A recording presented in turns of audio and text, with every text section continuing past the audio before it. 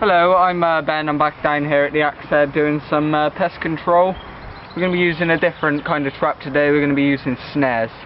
But before we get to that, first thing we want to identify is our area that we're going to be trapping on.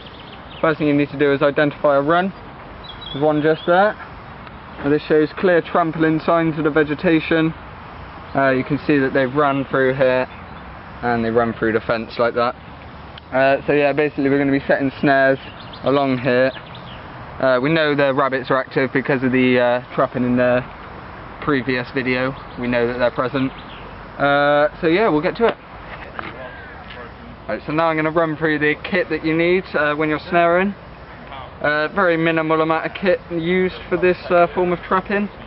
Obviously you need your snare.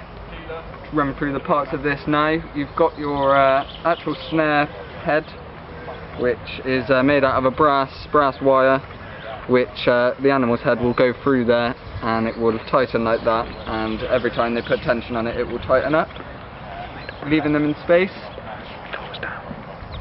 It goes down.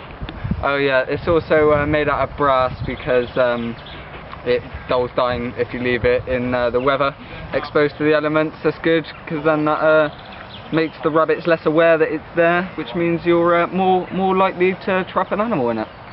You've also got your teeler, which is just stuck in the ground, and this basically acts as a support for the brass cord to hold it in position. So it's just about the head height. We've also replaced the snare wire with our own nylon cord because it's a lot more strength and less likely to break. With the shop bought ones, usually rot over time if you leave them out in the rain. And then we've also got the peg, which is attached to the end. This is hammered into the ground and acts as the anchor to stop any animals running away from with your snare, which you don't want. Also got a lump hammer to smash the anchor in place like that. So that's what we'll be doing with that. We've also got the safety equipment which is needed. We've got the boots, obviously, for slips, trips and falls. That's needed. And we've also got some gloves as well, which act as descenting, so rabbit's not going to know you're there. It doesn't smell like people. Also, another bit of equipment you need for the snares is the flag, just to mark the position of it, because obviously you don't want to be leaving this out and forgetting about it, because that could cause unwanted suffering to the animal. Okay, so now we need to set the snare. We've established our run, we know where that is. We just need to find the ideal spot to place the snare. What we want to do is get it where it's not going to see it very well, and it's just going to run straight into it. So I can see that it's coming in from under there and running through there. So I want to place my snare about right here, just on the entrance of that gate. Stick him in the ground like that, and have him about an inch off the ground. That's about head height. That's probably a little bit too low still. So yeah, we've put our teeler in place. That's just supporting the snare there at the head height. Now we just need to get the anchor in. So we push that in. This is where the lump hammer comes into place. Give that a smack in the ground. He's firmly in now, he ain't getting pulled out by anything. So yeah, we've got that, that's done, that's now set, ready for a rabbit to come in. We now need to mark our location so we don't lose it when we come back. The easiest place to do this is probably on top of the fence post, as we'll see that as we're walking by. So we'll set that there. Now, that one's set, we need to go off, do the next snare on a bit further down the road. Okay, now what we need to do is talk about what we do if we catch anything in our snare. So if this event does occur, you need to be able to humanely dispatch the animal. There's a few ways of doing this humanely. Obviously you're going to have the rabbit in the trap like that, with his head in there. So unless it has been choked by the snare already, which is not what we want, then you will have to get rid of it by the usual way of twisting and pulling the neck, which is a quick way of getting rid of them. Or you can safely take them out of the snare by causing them as little distress as possible, and hitting them over the head on a fence or something like that, which probably is quite distressing, but it's very quick and the most painless option, to be honest. You can also hit it over the head with our lump hammer, which probably would destroy it. That's probably a less humane way of doing it, but also a good way, very effective. This is also, you need to make sure this is why the anchor needs to be down, because you don't want any fox taking your rabbits, which is not an ideal situation. Okay, so now we need to look at the pieces of legislation that affect us when we're snapping, snaring, trapping. Any form of trapping takes legislation into account.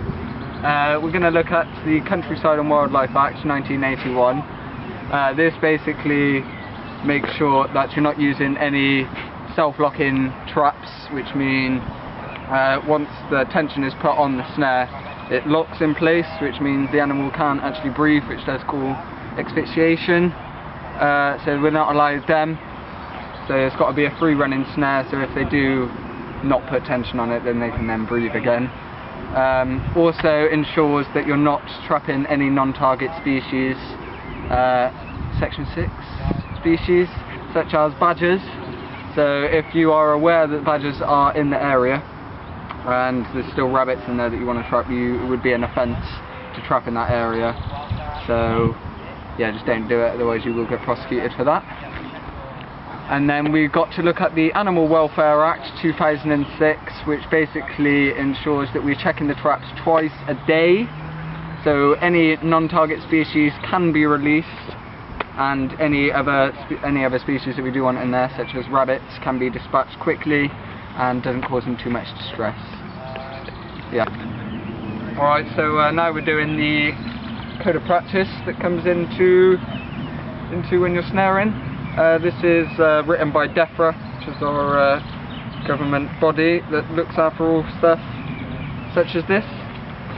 This is basically just a guide for people who are a bit unsure of how to use it. This is the safest ways to use it, the best techniques to use, any non-target species and stuff like that. Just all the stuff you're going to need if you are wanting to trap for these animals. If you want to have a look for that, you just got to go online and have a look for the DEFRA Code of Practice in the use of snares in fox and rabbit control. Okay, so now what we need to do is the final bit, and that's look at the health and safety. Obviously, before you've come to any site, you've assessed it, all the ground and stuff like that, and you will have produced a risk assessment, which highlights any problems you may encounter while you're out in the field, and the control measures you put in place to prevent these problems. So what we have here is gloves, obviously, for the descenting. Very nice gloves there. And also, very unlikely to happen, but it just adds a bit of protection against the brass in case it cuts you or anything like that. Just a bit of extra protection. And also you've got your boots for the slips, trips and falls. And to be honest, that's all you really need on this site. It might vary from a different site, but other than that.